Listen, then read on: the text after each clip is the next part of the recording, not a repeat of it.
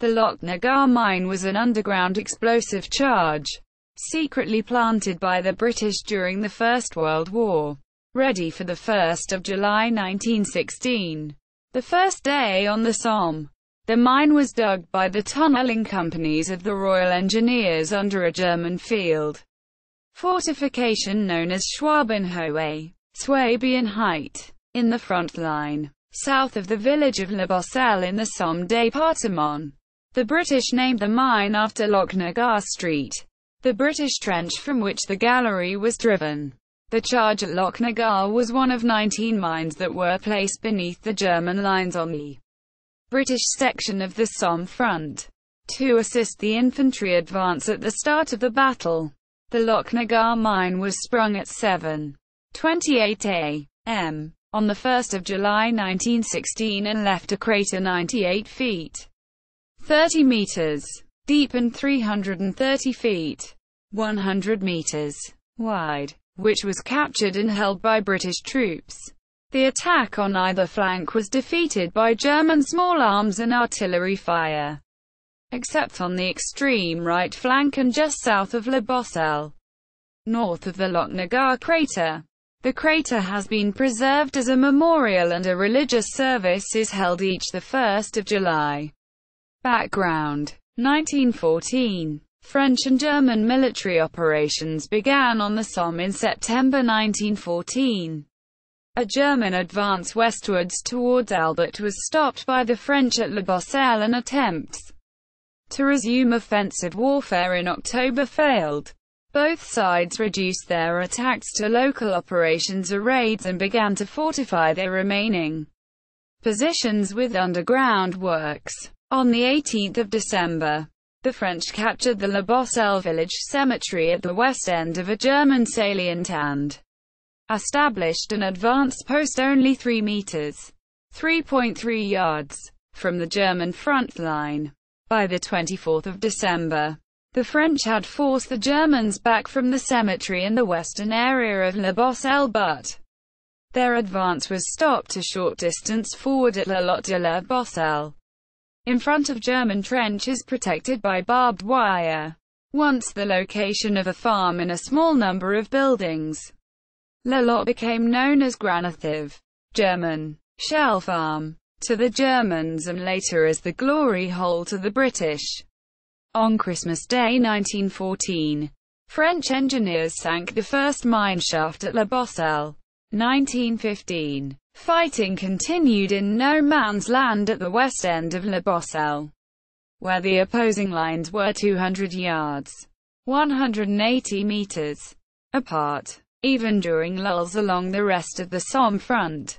On the night of 8/9 March, a German sapper inadvertently broke into French mine gallery, which he found to have been charged with explosives. A group of volunteers took 45 nerve-wracking minutes to dismantle the charge and cut the firing cables. From April 1915 to January 1916, 61 mines were sprung around La Lotte, some loaded with 20,000 to 25,000 kilograms, 44,000 to 55,000 pounds, of explosives. The French mine workings were taken over when the British moved into the Somme front. G.F. Folk moved the 174th and 183rd tunnelling companies into the area. But at first the British did not have enough miners to take over the large number of French shafts. The problem was temporarily solved when the French agreed to leave their engineers at work for several weeks. On the 24th of July 1915, 174th Tunnelling Company established headquarters at Bray, taking over some 66 shafts at Quinoy, Fricourt, Maricourt and Boisselle. No man's land just southwest of Boisselle was very narrow, at one point about 46 meters, 50 yards, wide, and had become pockmarked by many chalk craters. To provide the tunnelers needed, the British formed the 178th and 179th Tunnelling Companies in August 1915. followed by the 185th and 252nd Tunnelling Companies in October. The 181st Tunnelling Company was also present on the Somme. Elaborate precautions were taken to preserve secrecy, since no continuous front-line trench ran through the area opposite the west end of La Boisselle and the British front line. The La Lotte site was defended by posts near the mine shafts. The underground war continued with offensive mining to destroy opposing strongpoints and defensive mining to destroy tunnels, which were 30 to 120 feet, 9.1 to 36.6 meters long. Around La Boisselle, the Germans dug defensive transverse tunnels about 80 feet, 24 meters long, parallel to the front line. On 19 November 1915, the 179th Tunnelling Company commander, Captain Henry Hantz, estimated that the Germans were 15 yards, 14 meters, away and ordered the mine chamber to be loaded with 2,700 kilograms, 6,000 pounds, of explosives, which was completed by midnight on 21 November. At 1:30 a.m., the Germans blew the charge, filling the remaining British tunnels with carbon monoxide. The right and left tunnels collapsed, and it was later found that the German explosion had detonated the British charge. Prelude. 1916. At the start of the Battle of Albert, 1–13 July, the name given by the British to the first 2 weeks of the Battle of the Somme, La Boisselle stood on the main axis of British attack. The tunnelling companies were to make 2 major contributions to the Allied preparations for the battle by placing 19 large and small mines beneath the German positions along the front line and by preparing a series of shallow Russian saps from the British front line into no man's land, which would be opened at 0 hour and allow the infantry to attack the German positions from a comparatively short distance.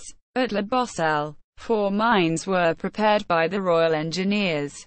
2 charges, known as No. 2 straight and No. 5 right, were planted at La Lotte at the end of galleries dug from Inch Street Trench by the 179th Tunnelling Company, intended to wreck German tunnels and create crater lips to block enfilade fire along no man's land, as the Germans in La Boisselle had fortified the cellars of ruined houses and cratered ground made a direct infantry assault on the village impossible.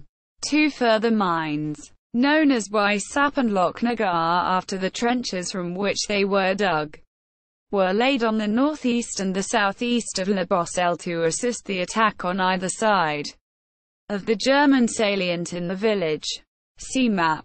The 185th Tunnelling Company started work on the Lochnagar mine on the 11th of November 1915 and handed the tunnels over to 179th Tunnelling Company in March 1916.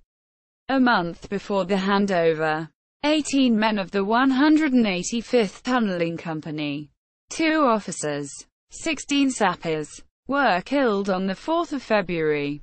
When the Germans detonated a camouflet near the British 3-level mine system, starting from Inch Street, La Boisselle, the deepest level being just above the water table at around 30 meters, 100 feet. The Lochnagar mine consisted of 2 chambers with a shared access tunnel. See map. The shaft was sunk in the communication trench called Lochnagar Street, after the Black Watch had arrived at La Boisselle at the end of July 1915. Many existing Allied fortifications, originally dug by the French, had been given Scotland-related names. The Lochnagar mine probably had the first deep incline shaft, which sloped 1:2 to 1:3 to a depth of about 29 meters, 95 feet. See map. It was begun 91 meters, 300 feet, behind the British front line and 270 meters, 900 feet, away from the German front line. Starting from the inclined shaft, about 15 meters, 50 feet, below ground, a gallery was driven towards the German lines. For silence, the tunnelers used bayonets with spliced handles and worked barefoot on a floor covered with sandbags. Flints were carefully prized out of the chalk and laid on the floor. If the bayonet was manipulated two-handed, an assistant caught the dislodged material. Spoil was placed in sandbags and passed hand by hand along a row of miners sitting on the floor and stored along the side of the tunnel, later to be used to tamp the charge.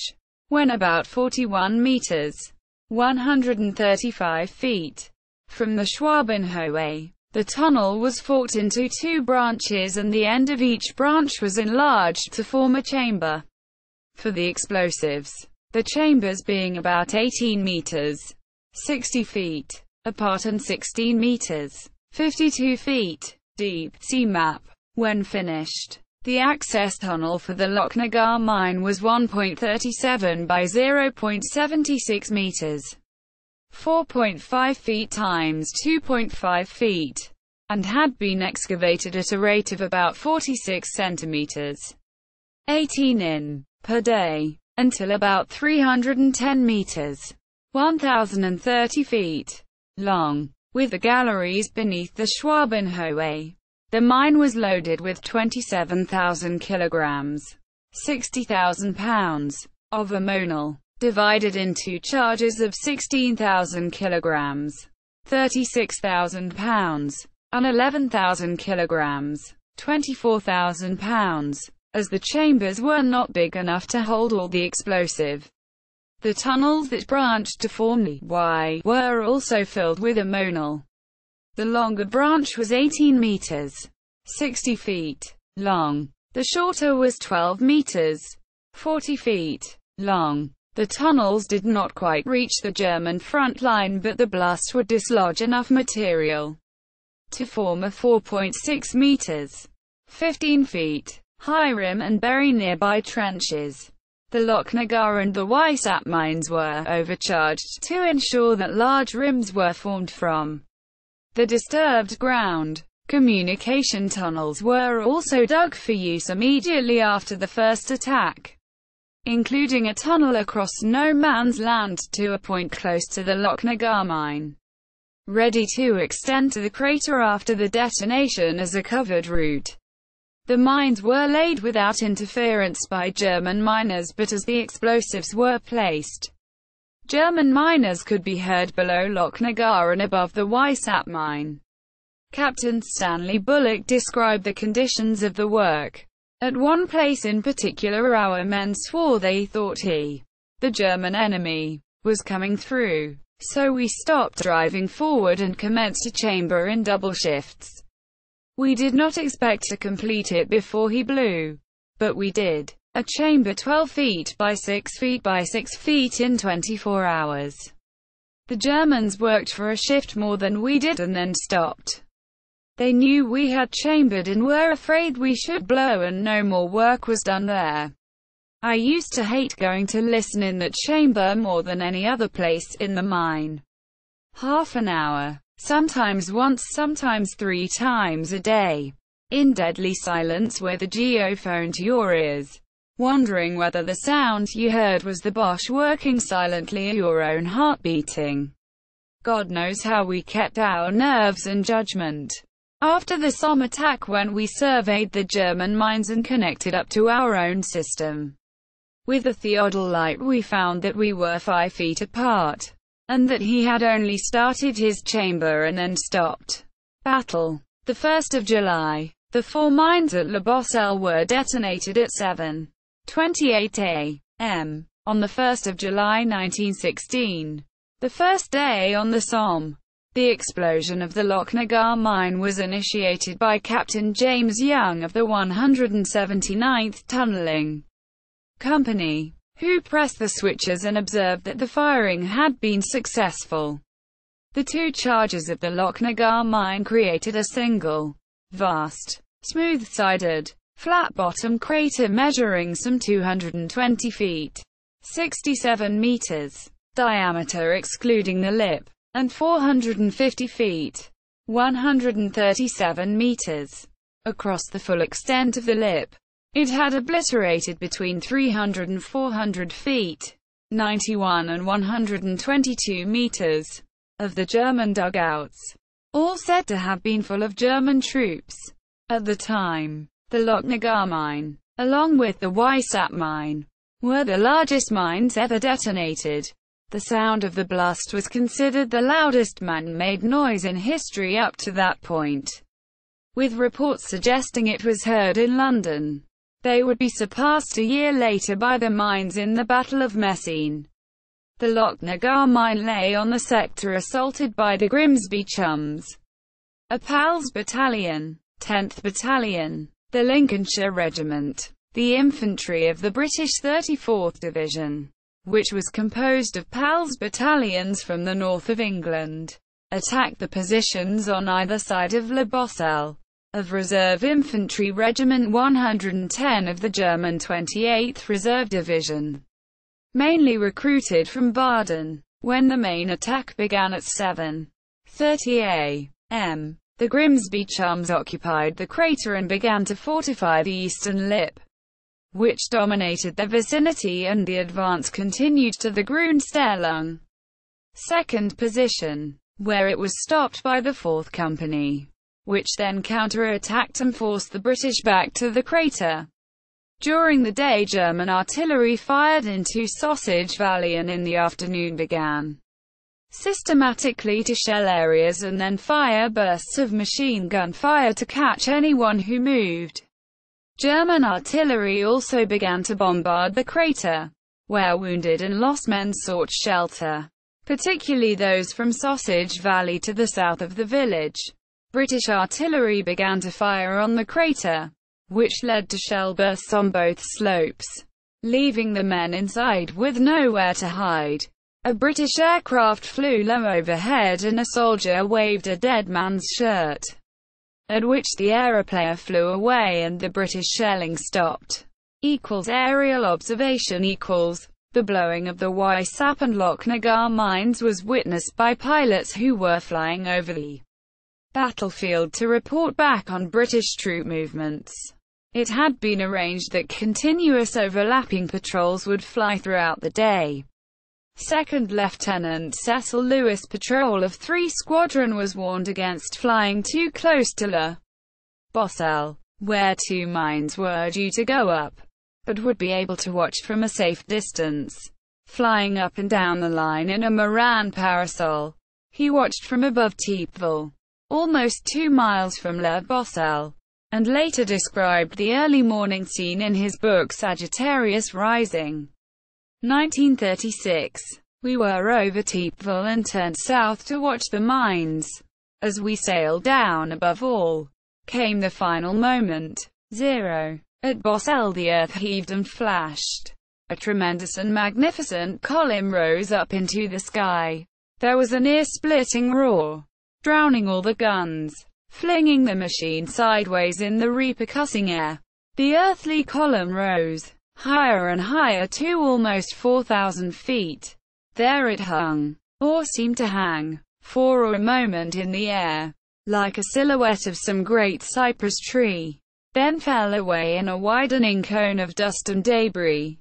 A moment later came the second mine. Again the roar, the upflung machine, the strange gaunt silhouette invading the sky. Then the dust cleared and we saw the 2 white eyes of the craters. The barrage had lifted to the second-line trenches. The infantry were over the top. The attack had begun, as aircraft from 3 Squadron flew over the 3rd Corps area. Observers reported that the 34th Division had reached Peak Wood on the right flank, increasing the size of the salient which had been driven into the German lines north of Fricourt. But the villages of La Boisselle and Auvillers had not fallen. On the 3rd of July, air observers noted flares lit in the village during the evening, which were used to plot the positions reached by British infantry. A communication tunnel was used to contact troops near the new crater, and during the afternoon, Troops from the 9th Cheshires of the 19th Division began to move forward and a doctor was sent from the field ambulance during the night. By 2:50 a.m. on the 2nd of July, most of the 9th Cheshires had reached the crater and the German trenches adjacent, from which they repulsed several German counterattacks during the night and the morning. On the evening of the 2nd of July, the evacuation of wounded began, and on the 3rd of July, troops from the crater and the vicinity pushed forward to the southeast, occupying a small area against slight opposition. Analysis. Despite their colossal size, the Lochnagar and Weissap mines failed sufficiently to neutralize the German defenses in Boisselle. The ruined village was meant to fall in 20 minutes, but by the end of the first day on the Somme, it had not been taken, while the 3rd Corps divisions had suffered more than 11,000 casualties. At Mash Valley, the attackers lost 5,100 men before noon, and at Sausage Valley near the crater of the Lochnagar mine, there were over 6,000 casualties, the highest concentration on the battlefield. The 34th Division in 3rd Corps had the greatest amount of casualties of the British divisions engaged on the 1st of July. Commemoration. William Orpen, an official war artist, saw the mine crater in 1916 while touring the Somme battlefield, collecting subjects for paintings, and described a wilderness of chalk dotted with shrapnel. John Masefield also visited the Somme while preparing the Old Front Line, 1917, in which he also described the area around the crater as dazzlingly white and painful to look at. After the war, the Café de la Grande Mine was built nearby. After the Second World War, many of the smaller craters were filled, but the Lochnagar mine crater remained. Attempts to fill it in were resisted, and the land was eventually purchased by an Englishman, Richard Dunning, to ensure its preservation. After he read the old front line and was inspired to buy a section of the former front line, Dunning made more than 200 inquiries about land sales in the 1970s and was sold the crater. The site had been used by cross-country motorbikes and for fly tipping, but Dunning erected a memorial cross on the rim of the crater in 1986, using reclaimed timber from a Gateshead church. The cross was struck by lightning shortly after its installation and was repaired with metal banding. The site attracts about 200,000 visitors a year, and there is an annual memorial service on the 1st of July to commemorate the detonation of the mine on the British, French and German war dead, when poppy petals are scattered into the crater. Richard Dunning, owner of the crater, has been awarded an MBE in the 2017 New Year Honours for services to First World War Remembrance Gallery. See also: List of the largest artificial non-nuclear explosions. Notes. Footnotes.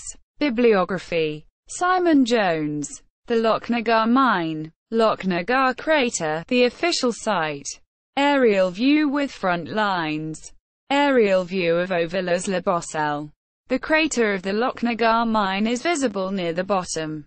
Surface model of the Weissap, Glory Hole and Lochnagar craters. 360 degrees panoramic view.